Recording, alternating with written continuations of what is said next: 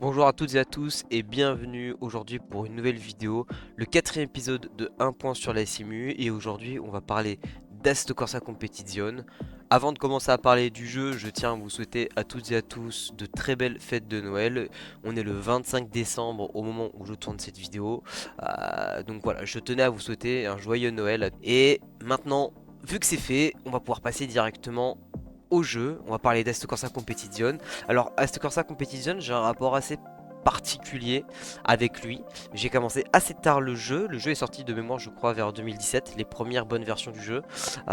Et continue de se développer aujourd'hui. J'ai toujours un rapport un petit peu compliqué à ce jeu. J'ai jamais trop beaucoup aimé la physique, les sons. Enfin, j'ai jamais trop aimé le jeu de manière globale.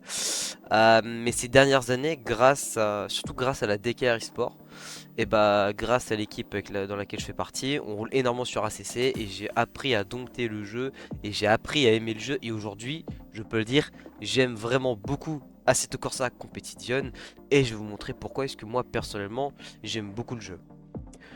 Pour commencer, je trouve que le jeu, forcément, c'est une assez grosse licence, puisque si vous ne le savez pas, c'est un jeu officiel, le jeu officiel du championnat de l'équipe SRO, le jeu officiel du GT World Challenge, hein, donc le plus gros championnat de GT dans le monde, avec toutes ces différentes catégories. Il y a le GT2, il y a le GT4 aussi, qu'on va aller voir un peu plus tard tout à l'heure.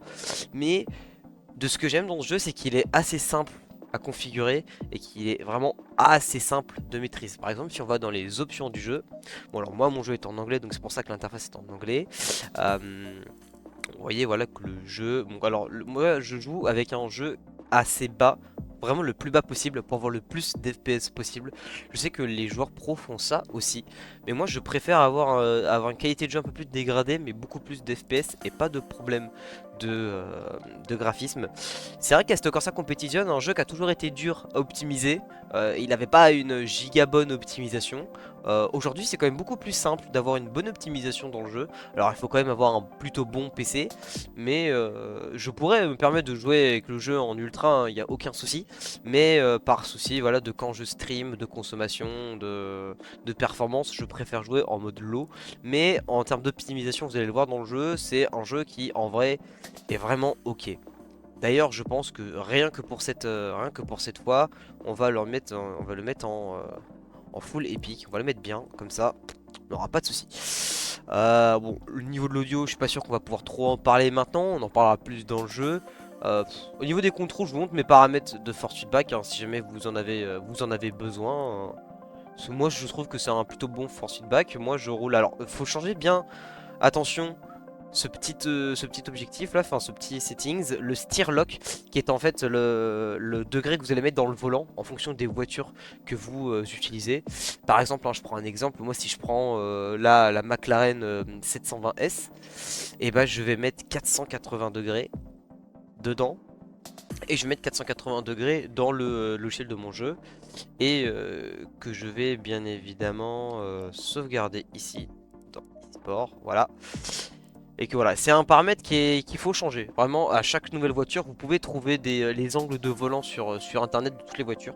Mais il faut vraiment impérativement changer ça et le changer dans votre logiciel si vous le pouvez, si vous avez le matériel qui convient.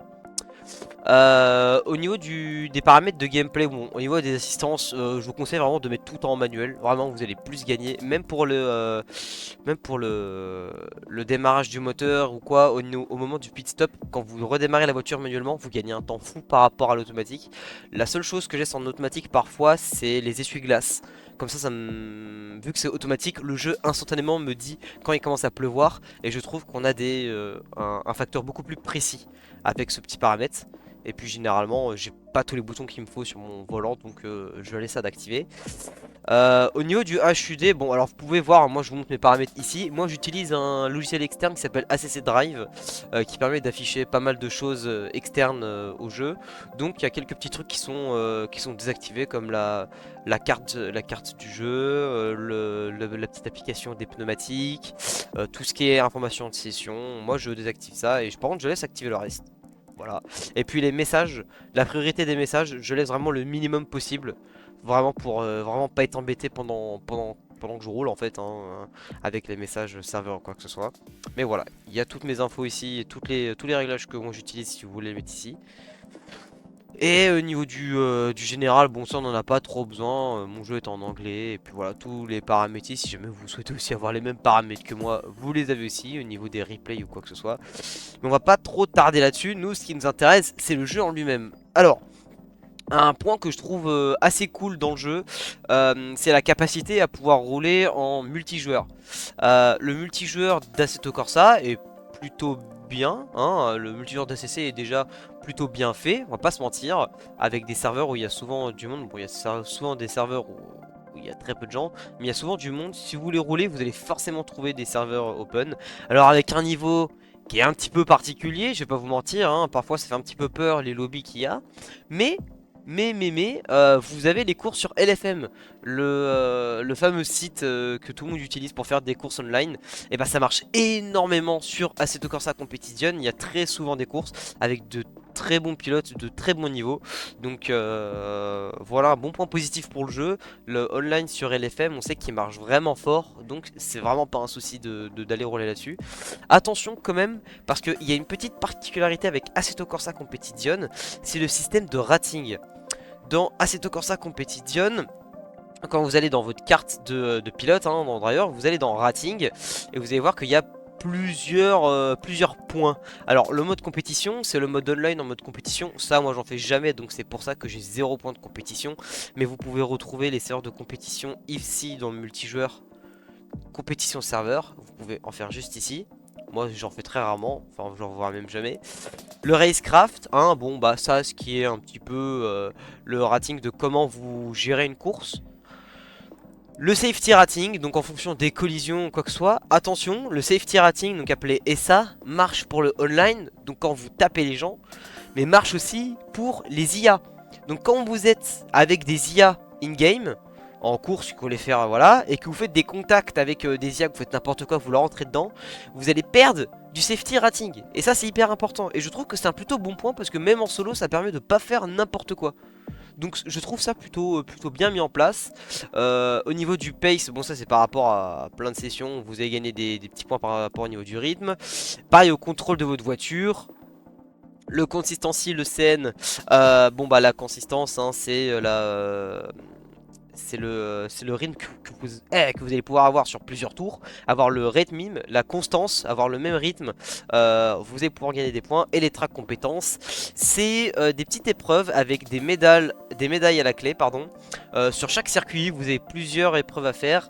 Généralement, c'est des petits points où vous devez garder la voiture sur la piste avec un certain rythme et pas trop perdre ce rythme. Et une fois que vous avez les 3 étoiles dans chaque circuit, vous gagnez des points de compétences pour avoir une note totale à la fin. Bon bah moi j'ai 95, mais bon ça très clairement on s'en fout un petit peu. Le plus important c'est vraiment ce safety rating qui est assez important. Généralement pour les serveurs en compétition sur des serveurs sur des serveurs externes au jeu. Et donc c'est assez important. En termes de online, il y a aussi les special events. Donc un petit peu à l'image de Race Room où il y avait les compétitions. D'ailleurs, je vous invite à aller revoir le premier épisode sur Race Room. Il y a quelques petites compétitions hot lap et hot stint. Alors les hot lap, hein, c'est un peu comme sur Race Room, hein, c'est d'ailleurs le même principe. Vous avez une voiture, un circuit, vous partez et le but c'est de faire le tour le plus rapide. Et vous avez une autre version, c'est les hot stints. Les hot stints, c'est vous avez 15 minutes. Vous avez 15 minutes, vous avez un circuit, une voiture. Le combo, il est simple. Et le but aussi, vous devez faire le moins de temps possible sur votre stint. Vous avez généralement un nombre de tours à faire. Donc là, 15 minutes. Donc par exemple, en Maserati GT2 sur le circuit de Monza, et bah il y en a qui font 16 minutes, 9 tours. Et bah le but, c'est de faire le moins de temps possible pour compléter la session. Et ensuite vous allez apparaître dans un classement. Donc c'est assez sympa. En vrai ça ajoute une petite plus-value. C'est sympa voilà, de se correspondre par rapport aux autres. Même si ça reste quand même assez limité. C'est quand même une feature qui est sympa. Alors on va pas parler du mode carrière et du mode championnat, c'est des modes solo classiques comme dans tous les jeux de course que vous pouvez connaître, hein, donc je pense qu'on va pas s'attarder trop là-dessus. Par contre on va aller dans le mode solo basique, et alors là vous allez avoir accès à différents modes, donc notamment le mode practice, le mode hot lap, hein, donc le mode practice, hein, je le dis au cas où, mais voilà vous pouvez faire ce que vous voulez en mode practice. Le mode hot lap c'est vraiment si vous voulez faire des chronos bien particuliers, vraiment les plus rapides possibles. Bon, le hot lap super pole, c'est à peu près pareil. Le hot stint, c'est ce qu'on expliquait tout à l'heure, hein. Si vous voulez vous entraîner sur un petit stint, par exemple de 30 minutes, vous allez en hot stint et vous allez avoir toutes les conditions de course normale, mais avec un stint un peu plus réduit, là par exemple 30 minutes. La quick race, donc bien évidemment les courses basiques, hein, vous pouvez avoir jusqu'à 60 minutes avec toutes les catégories que vous voulez. Et les custom race weekend où vous pouvez avoir vraiment le nombre de courses que vous voulez dans votre week-end. Si vous voulez mettre des qualifs sprint, enfin faire des week-ends sprint avec des qualifs et des courses sprint plus short que les autres, des courses d'endurance plus longues ou quoi que ce soit, enfin qui peuvent aller jusqu'à 24 heures même. Et donc vous pouvez faire un petit peu tout ce que vous voulez là-dedans. Moi généralement je roule vraiment en practice parce que je fais beaucoup de online, donc je m'entraîne beaucoup en practice. Et alors là maintenant ce qui est intéressant c'est le contenu. C'est le contenu du jeu. On a un bon contenu quand même. Alors il y a beaucoup de DLC. Beaucoup de DLC. Alors normalement tous ces circuits là vous sont gratuits. Donc de Zolder, passant par Zandvoort, Valence, Spa-Francorchamps, Silverstone, Paul Ricard, le Nürburgring, Monza, Misano, Hungaroring, Brandzach et Barcelone. Normalement si je dis pas de bêtises ces circuits sont gratuits. Et puis après vous avez des DLC. Le circuit des 24 heures du Nürburgring qui est apparu il y a peu. Le circuit d'Imola dans le DLC GT 2020. Dans le pack GT2 le fameux circuit du Red Bull Ring. Les circuits anglais du championnat British GT, donc Oulton Park, Snetterton et Donington. Les circuits américains comprenant COTA, hein, le circuit américain qui prend la Formule 1 que vous devez à peu près tous connaître. Indianapolis dans sa version route et Watkins Glen, un très bon circuit c'est-à-dire Watkins Glen. Et les circuits un petit peu asiatiques de la sélection, enfin et américains aussi, du championnat intercontinental GT Challenge. Donc Monde Panorama Bathurst en Australie, Laguna Seca aux États-Unis, Suzuka au Japon et Kalami en Afrique du Sud. En vrai, il y a beaucoup de contenu, du très bon contenu. Franchement, ça suffit. Il n'y a pas besoin d'avoir plus de circuits. Je trouve qu'il y a déjà beaucoup à faire. Alors forcément, ce qui est intéressant, c'est que vous pouvez vous en sortir sans avoir forcément pris de DLC. Mais je trouve quand même ça sympa que même avec des DLC, on a de plutôt bons circuits, même s'il y a des circuits qu'on roule pas forcément des masses. Je pense par exemple à Laguna Seca, je pense par exemple à Kota, potentiellement Snetterton aussi. Voilà, c'est même si Kalami, Suzuka, c'est des circuits qui sont plus famous, on les utilise un peu moins. On utilise plus voilà, les circuits européens. Mais en vrai, c'est sympa de les avoir dans le jeu.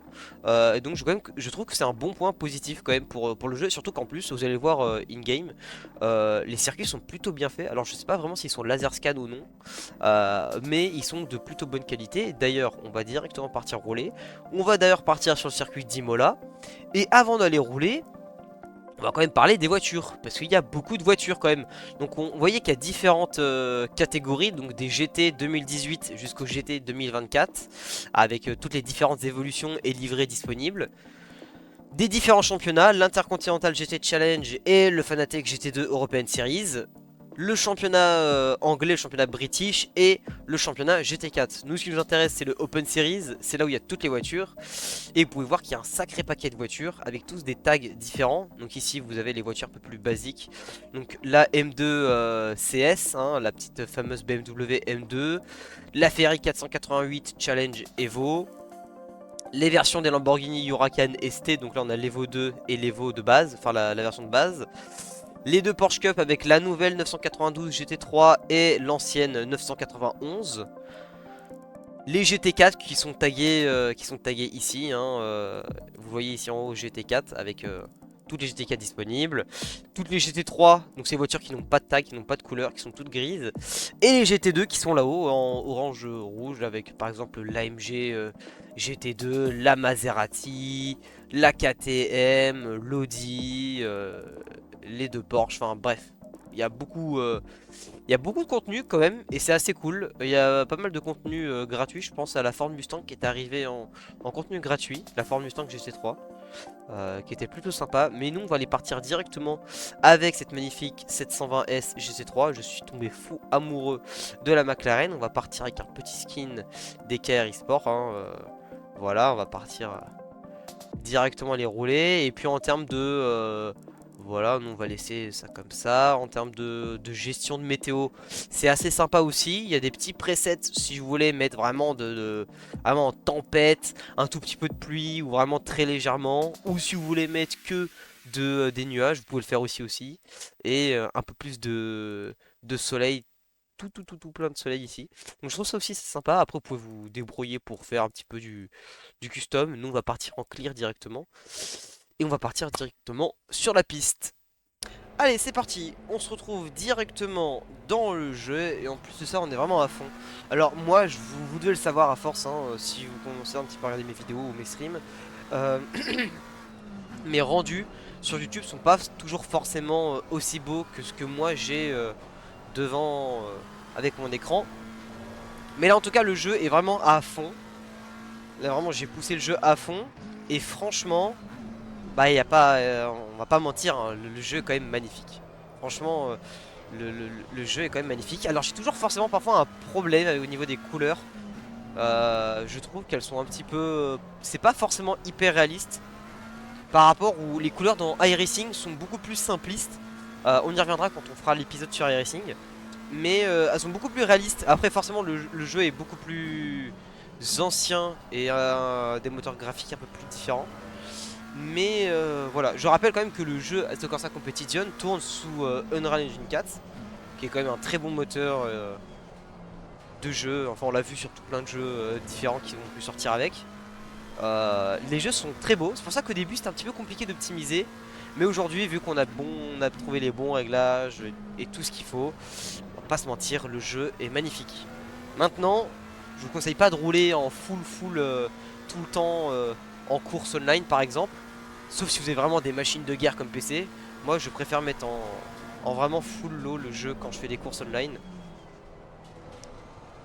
Histoire de pas être embêté. Mais bon, on a parlé des graphismes maintenant, on va parler un petit peu du son avant de passer à la physique et au force feedback. Je vais faire une petite ligne droite et vous allez me dire ce que vous en pensez du son du moteur.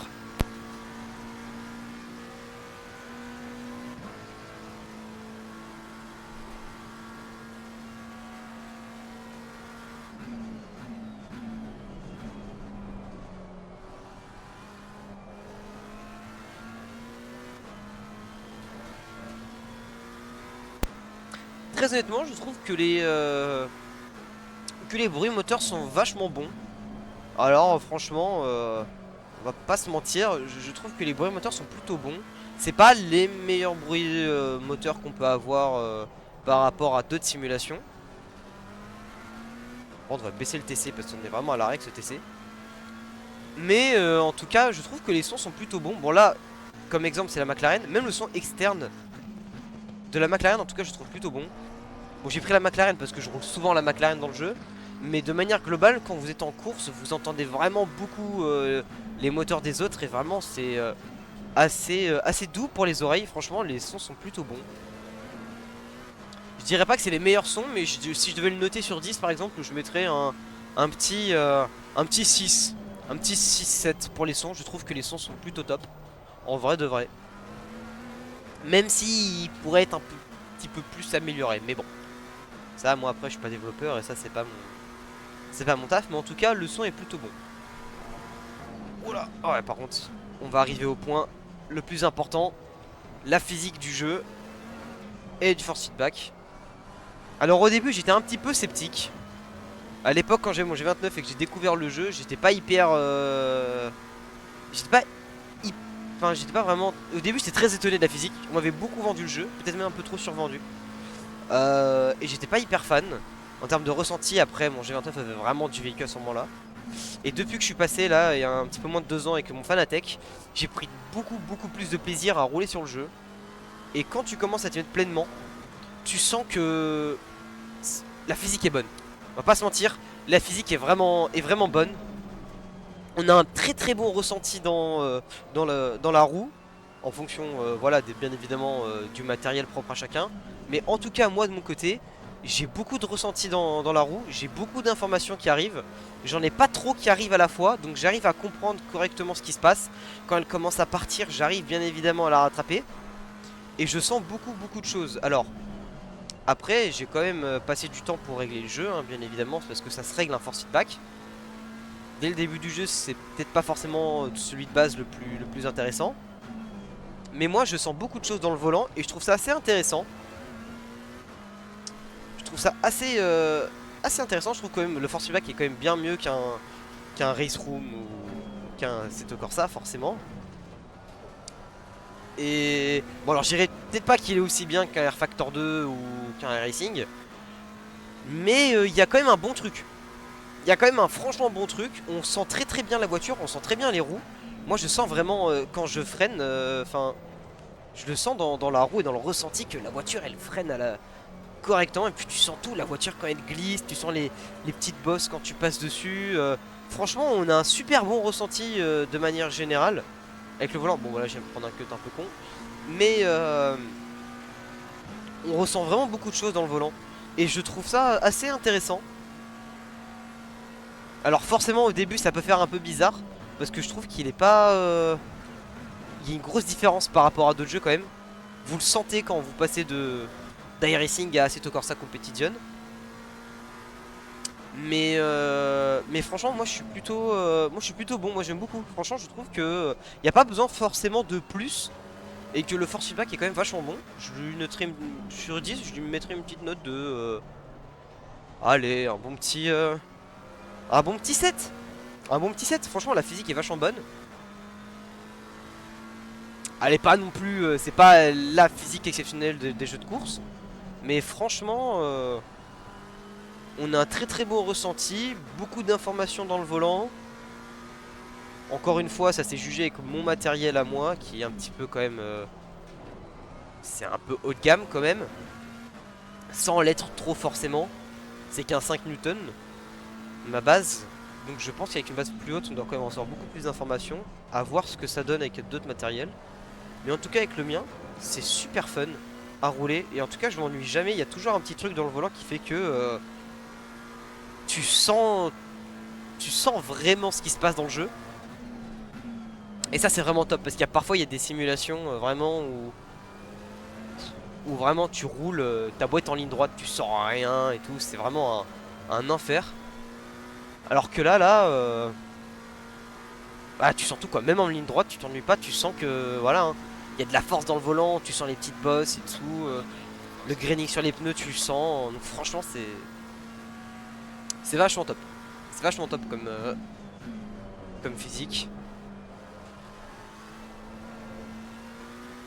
Et puis à pousser, quand vous commencez un petit peu à pousser les voitures, ah, vraiment c'est vraiment un kiff total. Comme quoi on peut vraiment avoir des avis vraiment qui diffèrent pour de toutes petites choses. Avec mon G29, j'étais vraiment, je n'aimais pas du tout le jeu. Je n'y roulais presque jamais.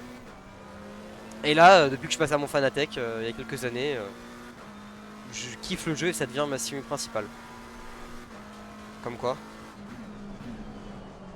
Mais bon, bon, je pense qu'on a assez roulé. Et on va se retrouver dans les menus pour un petit débriefing avant de clôturer ce petit épisode. Bon, on a terminé nos petits tests, on a terminé de rouler. Et au final, le jeu est bon. Le jeu est très très bon. De par la physionomie qu'il a, de par son contenu. Il a un très très très très très très bon contenu. Son multijoueur est vraiment cool. Et puis avec les plateformes externes comme LFM, ça aide vraiment. La physique est plutôt bonne, voire même assez bonne. C'est peut-être le point le plus négatif, je dirais, au niveau des sons. Il y a des sons qui sont vachement bons dans certaines voitures, mais il y a des sons dans quelques voitures qui sont vraiment pas très ouf. En vrai de vrai, si on est tout à fait honnête. Mais dans le port des G3, ça va. Euh, et puis en plus, le jeu a beaucoup de compétitifs. C'est vrai que j'en ai pas trop parlé, mais le jeu a beaucoup de compétition. Donc franchement, le jeu est bon. C'est peut-être à l'heure d'aujourd'hui pour ce troisième épisode, c'est peut-être un des meilleurs jeux que j'ai pu essayer entre Race Room, Range Sport et Assetto Corsa. Et bah, je trouve que Assetto Corsa Competition c'est vraiment celui qui me marque le plus. Alors forcément lui c'est peut-être celui qui coûte aussi le plus cher parce que Race Room il est gratuit, Range Sport pour l'instant c'est gratuit, Assetto Corsa il coûte vraiment 10 € l'édition complète. Là le jeu coûte quand même un peu plus cher avec tous les DLC. Mais si jamais vous voulez vous le procurer, vous pouvez le faire directement avec le lien Instant Gaming dans la description. Mais forcément, ça va être intéressant de comparer ce jeu à Air Factor 2, Le Mans Ultimate iRacing, des simus qui arriveront dans les prochains épisodes. Mais si je devais noter globalement cette simulation sur 20, je lui mettrais un bon petit 14-15, un bon petit 15. Je pense que c'est assez fair play de mettre un petit 15 à cette simulation. Et puis je peux que vous conseiller d'y jouer parce que franchement, je pense que vous allez vraiment prendre votre pied. Si vous êtes fan de GT3 en plus, ce sera vraiment juste un hyper bon jeu. En plus, ce qui est cool, c'est que il y a quand même un accès pour les personnes débutantes qui est assez bon. Franchement, même si vous êtes débutant, que vous commencez le jeu, il n'y a pas forcément besoin de 15 000 heures pour vraiment comprendre le jeu. Et puis en plus, vous allez trouver plein de setups et plein d'aides, de kits de pilotage sur internet concernant le jeu, vu qu'il est très popularisé. Donc je pense que pour ceux qui débutent, en tout cas, c'est du tout bon, vous pouvez y aller les yeux fermés. En tout cas, moi je vous remercie encore une fois d'avoir regardé ce 4ème épisode de cette petite série de vidéos. N'hésitez pas à me dire dans les commentaires si vous aimez cette série, on pourra continuer avec d'autres simulations. Là je vais partir un petit peu quelques jours en off, un petit peu là avec la famille, et puis il va y avoir le nouvel an. Donc il va peut-être y avoir un petit arrêt de vidéo pendant un petit moment. Si ça se trouve ça sortira un petit peu comme d'habitude avec une vidéo par semaine. Mais je vais essayer de tourner un petit peu des vidéos en avance, histoire de vous les faire sortir un peu plus régulièrement et de garder une certaine régularité, quelque chose que j'arrivais pas vraiment à avoir pendant cette année 2024. Et préparer au mieux 2025, parce que je vous le tease un petit peu, j'ai 2-3 projets en tête qui peuvent être sympas, dont 2 qui sont en train de plutôt bien avancer. Et un en particularité, vous devrez avoir plusieurs annonces sur les réseaux, donc n'hésitez pas à me suivre sur, voilà, sur mon Twitch, sur mon Instagram, surtout sur mon Instagram, c'est là où je ferai les annonces majeures. Et en tout cas, je vous remercie à tous et à tous d'avoir regardé cette vidéo. Si elle vous a plu, n'oubliez pas de mettre un petit pouce bleu et de vous abonner, ça ferait sur plaisir. Sur ce, je vous retrouve dans une prochaine vidéo et dans un nouvel épisode d'un point sur la simu. Ciao ciao.